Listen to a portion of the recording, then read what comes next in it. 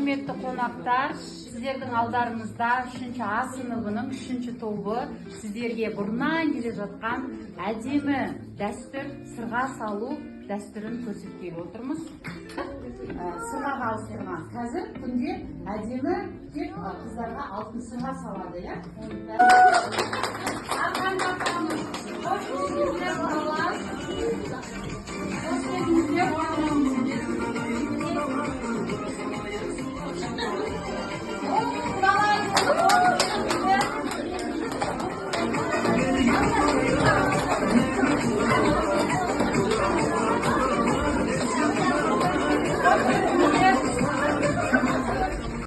Екі жеңгесі қалыңдықты алып шықсын.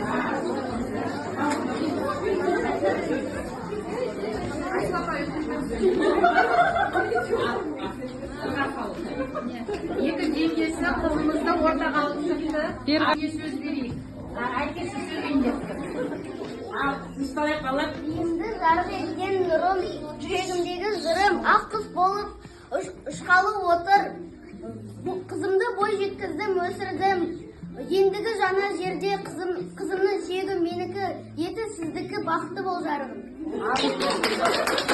Алтын сырға тағылар, алтындай таза болсын деп, ақылды әрі бағалы, жайдары жарқын болыр, жайдары жарқын болсын деп. Қазақтың қызы қашанда үлкеннің алып батасын, ибалы келін атанған, осынау салтын жасасын. Енді қыздарыңызды бізге беріп, қыздарыңыз келін емес, қызымдай көремін. Баланың анасы екі жеңгесіне сыйлығы бар екен. Сыйлығын табыстасын. Алтын, білезік,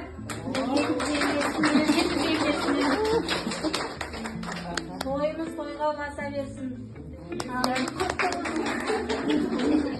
100 жылдық болсын.